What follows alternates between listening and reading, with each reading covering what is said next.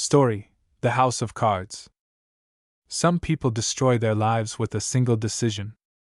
One bet. One table. One moment when the thrill felt bigger than everything they'd built.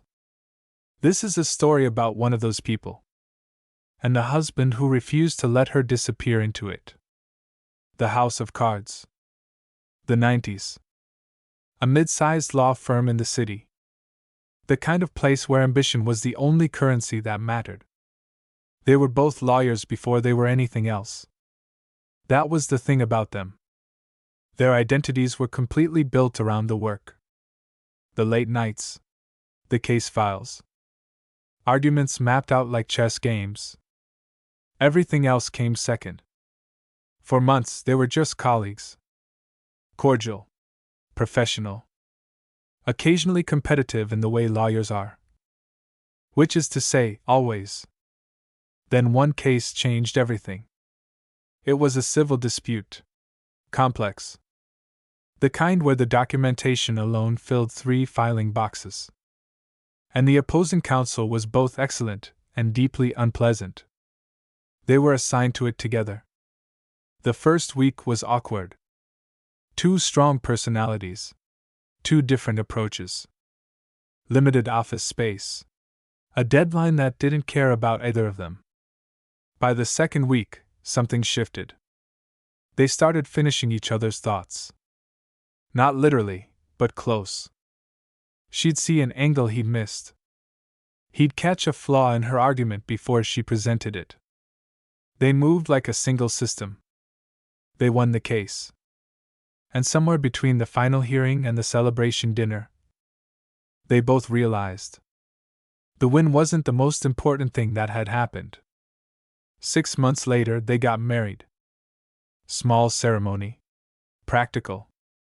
2 lawyers don't have time for elaborate planning.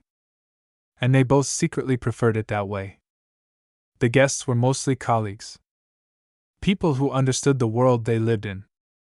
People who raised their glasses and said things like, "The courtroom is going to be dangerous now," and meant it as the highest compliment.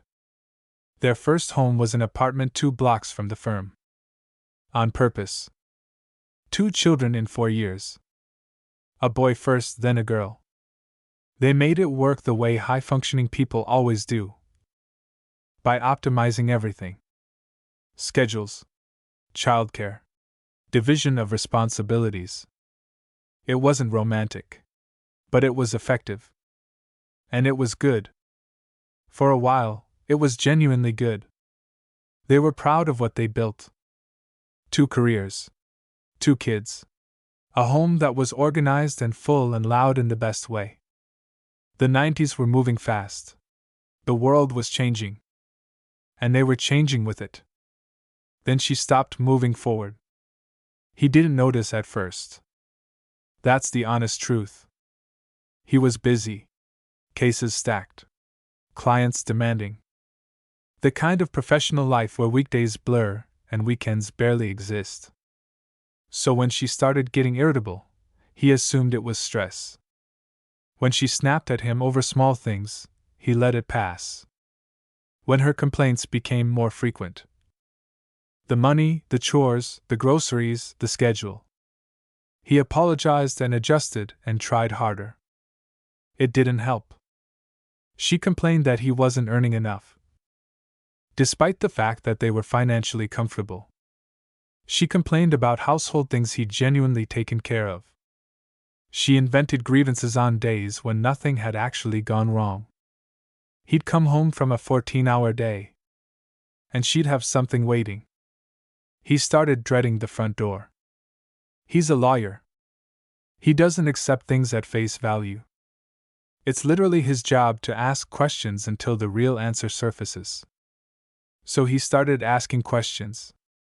Not of her, she wasn't giving him anything real. She'd deflect. Escalate. Go silent. Every conversation about her behavior turned into a fight about something else entirely. So he watched. And listened. And thought. The complaints were too scattered to be about any real issue with him. They felt almost tactical. Like she was manufacturing distance on purpose.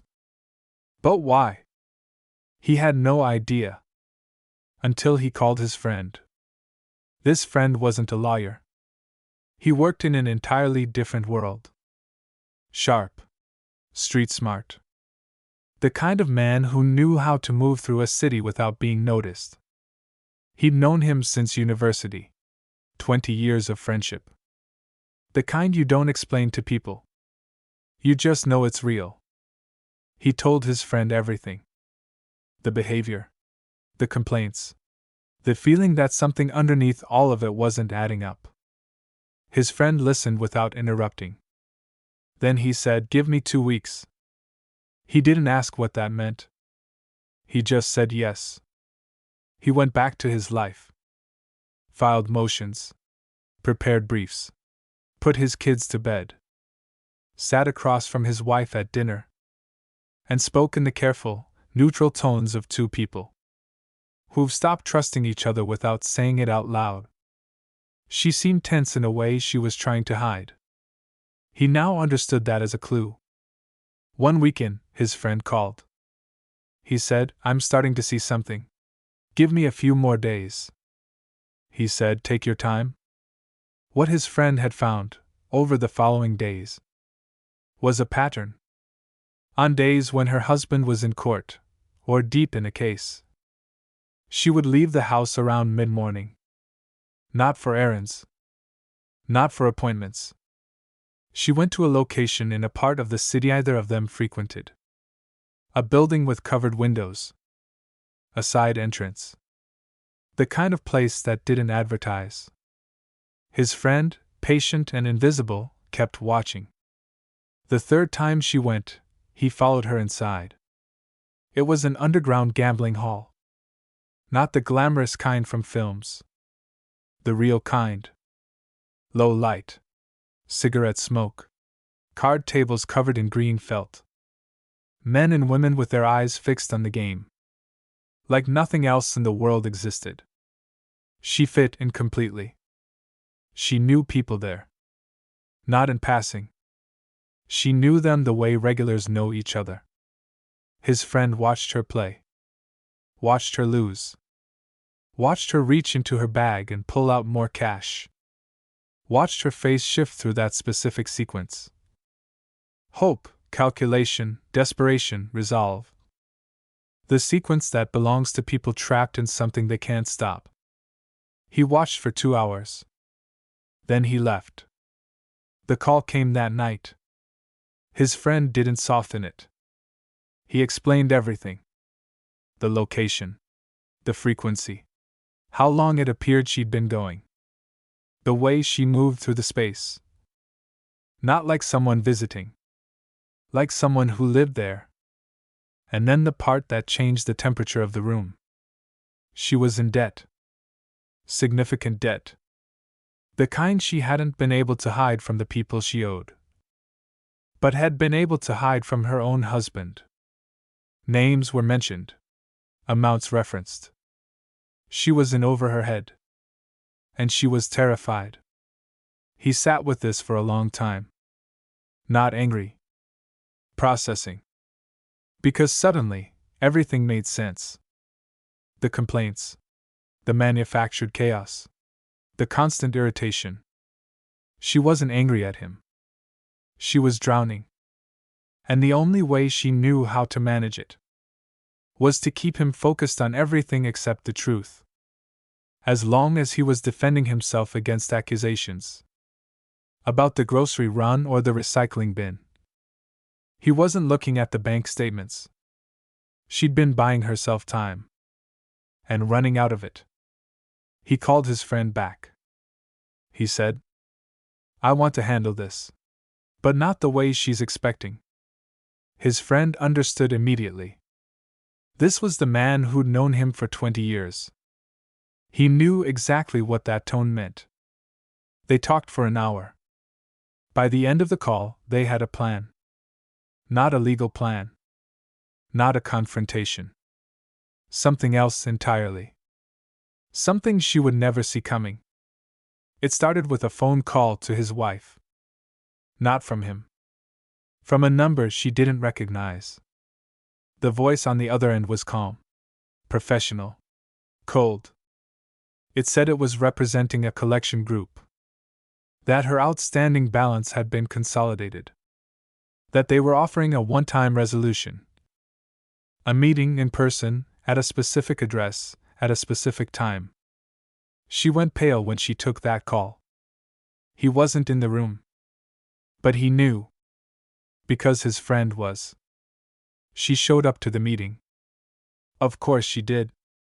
She was desperate. The address was a real office building. Rented conference room.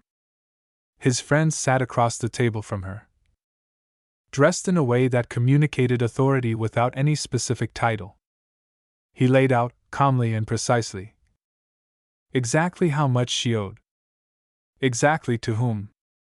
Exactly what the consequences would be if it wasn't resolved. She was shaking. Then the door opened. Her husband walked in. The silence lasted a long time. He sat across from her and said nothing for almost a full minute. Then he put a folder on the table. Inside, a record of every visit to the gambling hall. Dates. Times. Amounts lost, as best as could be estimated. The names of the people she owed. He didn't yell. He'd never been the type. He just looked at her. And asked one question. How long were you going to keep this from me? She broke. Not slowly. All at once. The performance she'd been running for months collapsed in seconds. She explained everything. The first time she'd gone, curious, a colleague had mentioned it in passing. The first win, which felt like electricity. The second visit. The third. The way it escalated before she understood it was escalating. The debt appearing and growing. And becoming something she couldn't look at directly anymore. She cried in a way he hadn't seen before. Not the crying of someone trying to get out of trouble. The crying of someone who'd been holding something unbearable. Alone for too long. He let her finish. When she was done, he told her what was going to happen. He'd already spoken to a professional. A therapist who specialized in compulsive behavior. He'd already researched treatment programs. He already had a plan for dealing with the debt. In a way that was legal, structured, and contained. He wasn't leaving. But he needed her to understand something. He looked at her and said, the problem was never the gambling. The problem was that you decided. I wasn't someone you could trust with the truth.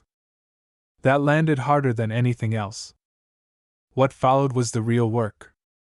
Not dramatic. Not cinematic. Just hard. She entered a program. She attended sessions. She stopped going to places she shouldn't go to. And started going to places that helped. The debt was addressed, systematically, in a way that protected their family. The manufactured arguments stopped. The complaints stopped. In their place came something more uncomfortable. Actual conversation. The kind they hadn't had in years. About what she'd been feeling. About the parts of their life that had started to feel invisible to her. About what she needed that she hadn't known how to ask for. He listened. He didn't pretend it was easy. Their children didn't know everything. They didn't need to. They knew their parents had gone through something hard. And come out the other side.